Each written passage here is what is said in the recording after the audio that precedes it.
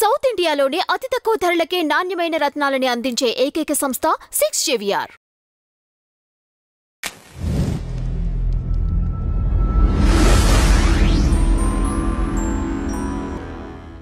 అన్న ఇది ఓయో వాళ్ళు ఏదో స్టేట్మెంట్ పాస్ చేశారు కదా, ఏంటంటే దేవుడు ఎక్కడ ఉంటే మేము ఓయో వాళ్ళం అక్కడ ఉంటామని చెప్పేసి చెప్పారు. దానివల్ల వివాదంలో ఇరుక్కుంది. ఏంటి ప్రపంచంలో ఓయో రూమ్స్ అనేది వాళ్ళు పాపం ఏ కారణంగా దాన్ని జనాలకి అంటే హోటల్ రూమ్స్ అతి తక్కువ ధరలో ఇప్పుడు చాలామంది బయట ఊళ్ళ నుంచి వస్తారు. బస్ స్టాండ్స్లో, రైల్వే స్టేషన్స్లో డార్మెటరీసో క్లాక్ రూమ్సో తీసుకొని అక్కడ లగేజీలు పెట్టుకొని అక్కడ ఉంటారు. దాని బదులు ప్రపంచంలో మనం ఎక్కడికైనా ఇండియాలో ఎక్కడైనా మనం వెళ్ళినప్పుడు చాలా తక్కువ ధరలో డిస్కౌంట్ల రేట్లతో బయట 2000 ఉంటే ఇక్కడ 800, 600, 700కి ప్రజలకి దగ్గర అవ్వాలని చేస్తున్న దాంట్లో వాళ్ళ ఆలోచన పెట్టుకొని ఓయోని పెడితే దాన్ని మనం దేనికి యూజ్ చేస్తున్నామా? ప్రతి ఒక్కరు ఓయోని మీమ్స్గా మాట్లాడుకోవడము, ప్రతి ఒక్కరు దానికి అదొక సెక్షువల్ ప్లేస్గా చూడడము అనేది జరుగుతోంది. But it is not that. ఓయోలో ప్రతి ఒక్కరు ఓయోకి వెళ్ళిపోయి రిజిస్టర్ చేసుకొని ఆడ మగ అని తేడా లేకుండా జెండర్ బయాస్డ్ కాకుండా ఓయోలోనే ఇలాంటివి జరుగుతున్నాయి. ఓయో రూమ్స్ అంటే సెక్షువల్కి అడ్డా, సెక్షువల్ పార్ట్నర్స్కి అక్కడ పంచుకునే దానికి అని చెప్పి మాట్లాడుతున్నారు. No, it is not correct. అది మనం అలా సృష్టించుకున్నాం. ప్రజలు దానికి యూజ్ చేసుకునేదానికి తక్కువకి వస్తుంది కదా అని చెప్పి వాళ్ళ చేసే ఒక ఇల్లీగల్ పనుల కోసం దాన్ని అలా చిత్రీకరించి అమ్మో ఓయోనా, అమ్మో ఓయో రూమ్స్, అలా మనం భయపడేలాగా మనం క్రియేట్ చేసాం. It is not that. It is వాళ్ళొక మంచి ఉద్దేశంతోనే అది వాళ్ళ వ్యాపారం అనుకోవచ్చు. ఇప్పుడు వేరే వాళ్ళు అక్కడికి వెళ్ళి వేరే కార్యకలాపాల కోసం లోపల ఏం చేస్తాడు మనం అయితే తొంగి చూడం కదా. Hotel rooms they don't keep CC cameras లాబీలో ఉంటాయి, కింద ఉంటాయి, రిజిస్టర్లో నోట్ చేసుకుంటారు, అక్కడికి వెళ్తారు. లోపల ఏం జరుగుతుందో మనకు తెలియదు. బట్ అది వాళ్ళ వ్యాపారం కోసం లోపల కావాలని దందాలు అయితే చేయించారుగా, ఇల్లీగల్ దందాలు అయితే చేయించారుగా. అది వాళ్ళ వ్యాపారం కాదు. వాళ్ళ వ్యాపారం ఏంటి? జనాలకి తక్కువ డబ్బులో షెల్టర్ ఎక్కడైనా ఉన్నప్పుడు వర్షంలో ఇరుక్కున్నాం లేదా కార్ ఎక్కడైనా వెళ్ళిపోయింది, ఎక్కడ పడితే అక్కడ హైవేస్ మీద వాటి మీద కూడా పునరుద్ధరించాల్సిన హోటల్స్ని వీళ్ళు కొనుక్కొని ఓయో రూమ్స్గా దాన్ని పెట్టుకొని దానికి ఒక కస్టమర్ కేర్ ఏర్పరిచి అలా చేస్తున్నారు. People are using that. And చాలా సందర్శకుల ప్లేసెస్ అంటారు, అంటే చాలా మటుకు మన పిలిగ్రిమేజెస్ కానీ టూరిస్ట్ స్పాట్స్లో కానీ ఓయో రూమ్స్ అనేవి చాలా బాగా యూజ్ అవుతున్నాయి. ఇప్పుడు ఫర్ ఎగ్జాంపుల్ గోవాకి మనము న్యూ ఇయర్ టైంలో వెళ్ళాము అంటే ప్రతి ఒక్కటి 15,000, 20,000, ₹1,00,000 దాకా రూమ్స్ ఉంటాయి. ఓయో వాడు మినిమం 3,000 లోపలే నీకు ఆ టైంకి రూమ్ ఇస్తాడు. అది నీట్గా ఉందా లేదా అనేది నువ్వు ఉంచుకునే దాన్ని బట్టి ఉంటుంది.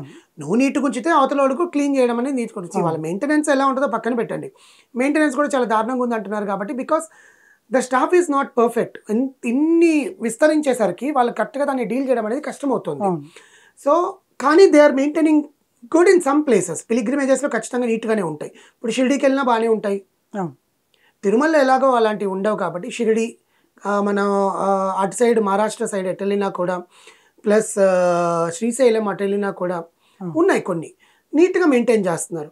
అలాగా ఇప్పుడు మన మహాకుంభమేళా కోసము ప్రయాగరాజు కానీ కాశీ కానీ వారణాసి కానీ అట్లా వెళ్ళే వాళ్ళకి ఓయో వాళ్ళు మీరు దేవుణ్ణి చూడడానికి వస్తున్నప్పుడు మేము అక్కడ కూడా ఉంటాం కాబట్టి మీకు ఈజీగా షెల్టర్ అనేది ఉంటుంది అనే ఉద్దేశంతో హిందూ ధర్మాన్ని, సనాతన ధర్మాన్ని మేము పెంపొందించడానికి అలాంటి స్టేట్మెంట్ ఇచ్చాను నేను.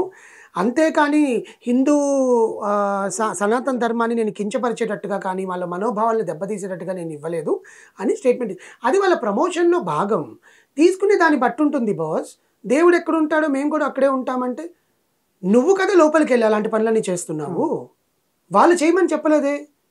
నువ్వు లోపలికి వచ్చి ఇల్లీగల్ దందాలు చేయమని వాళ్ళు చెప్తారా? చెప్పరు. నువ్వు కదా చేస్తున్నావు. నువ్వు చేసి మళ్ళీ నువ్వు దాన్ని ఒక సెక్షువల్ దందా కింద, ఇల్లీగల్ దందాల కింద ఓయోలు వాడుకుంటున్నారని మనం ప్రచారం చేసి వాడి ప్రమోషన్ మనం తప్పు పడితే ఎట్లా? హిందూ సాంప్రదాయాలకు దెబ్బతీసేలాగుంది, హిందూ సాంప్రదాయాలను కించపరిచేలాగుందని మనం కదా వాళ్ళ తప్పే ఉంది. వాళ్ళ ప్రమోషన్ కంటెంట్ ఇచ్చుకున్నాడు, వాడిని నువ్వెందుకు తక్కువ చేసి మాట్లాడుతున్నావు?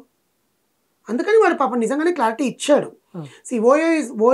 ఓయో ఈ రూమ్స్ ఆర్ ఓన్లీ ఫర్ తక్కువ బడ్జెట్లో షెల్టర్ కోసం వెళ్ళేది. ఇల్లీగల్ దందాలు మీరు చేసుకొని మీరు ఇరుకులో పడతారే తప్ప ఓయో సంస్థకి సంబంధం ఉండదు. నేను ఇక్కడ ఓయో తరఫున మాట్లాడట్లేదండి. మనం ఏదైతే ఇప్పుడు తక్కువ బడ్జెట్ ఇప్పుడు నా దగ్గర లేవండి డబ్బులు, నేను ఒక 1000 రూపాయలు ఎవరైతే హెవీ అమౌంట్ పెట్టలేకపోతారో వాళ్ళ కోసం వాళ్ళు ఇప్పుడు వాడు తక్కువ ప్రైస్ లో తీసుకొచ్చారు. మనం చేసిన దాని వల్ల వాడు మూసేసుకున్నాడు అనుకోండి, వాడి వ్యాపారం ఇంకోటి చేసుకుంటాడు. మనకు అలాంటి తక్కువ బడ్జెట్ లో రావు కదా. ఇప్పుడు కలెక్షన్ ఇవన్నీ కూడా కొంచెం హై బడ్జెటే ఉంటాయి. ఓయో అనేది కొంచెం మినిమం బడ్జెట్, ప్లస్ దాంట్లో వాడికి ఆప్షన్స్ కూడా ఉంటాయి. మార్నింగ్ 8 to 11 ఉండొచ్చు, హాఫ్ డే ఉండొచ్చు, 3 hours కి పెట్టుకోవచ్చు, 1 hour కి పెట్టుకోవచ్చు. ఇలా ఆప్షన్స్ కూడా ఇస్తున్నాడు వాడు. ఎందుకంటే కొంతమంది గబగబా ఇంటర్వ్యూకి వస్తారండి, ఫ్రెష్ అవ్వాలి, తీసుకోవాలి. మన బుద్ధి మంచి లేని వాళ్ళు ఏం ఆలోచిస్తారు తెలుసా, ఓ గంటకు కూడా ఓయో రూమ్ ఇస్తున్నాడు మనకు ఆలోచిస్తాడు. వాడు ఆలోచించే విధానం ఏంటి, గంట కోసం నువ్వు ఫ్రెష్ అవ్వాలి. అదేదో రెస్టారెంట్ బాత్రూమ్స్ లో లేకపోతే railway station bus stand bathrooms లో ఫ్రెష్ అయ్యే బదులు ఇక్కడికి వచ్చి ఉండొచ్చు కదా అని వాడు మార్కెట్ స్ట్రాటజీ వాడు యూజించాడు. కొంతమంది ట్రాన్సిట్ కోసం అని ఎయిర్పోర్ట్ లో ఎక్కువ కాస్ట్ పెట్టకుండా బయటకు వచ్చి దగ్గరలో ఉండే చూసుకుంటా ఉంటారు. కావాలంటే చూడండి, ఎయిర్పోర్ట్ చుట్టూ మినిమం ఒక 20 to 30 ఓయోస్ ఉంటాయి. బికాస్ ఎయిర్పోర్ట్ ట్రాన్సిట్ లో కొంచెం ఫ్లైట్ డిలే అయితే వాడు ఎయిర్పోర్ట్ లో ఎక్కువ పెట్టుకోవాలి. ఎయిర్పోర్ట్ లో ఒక వాటర్ బాటిల్ మనకి 150 రూపీస్ ఉంటుంది, బయట 20 రూపీస్. అలాంటిది వాడు బయటకు వచ్చి ఓయో రూమ్ లో ఉంటాడు కదా.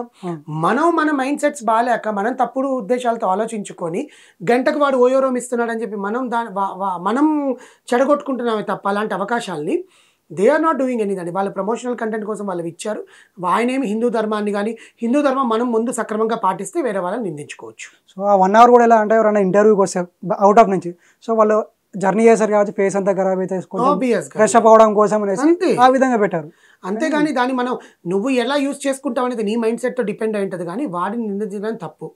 ముందు మనం శుద్ధిగా ఉంటే అవతలోడు పచ్చగానే ఉంటాం. పచ్చకామలోడికి లోకమంతా పచ్చగా కనిపిస్తున్నట్టు వాళ్ళు ఏం పోస్ట్ పెట్టినా మేము వచ్చేసాము సై అంటే సనాతన ధర్మానికంటే నువ్వు ముందు సక్రమంగా ఉండి ఎవడైతే అది వాదించాడో మనం సక్రమంగా ఉండి వేరే వాళ్ళని నిందిద్దాం.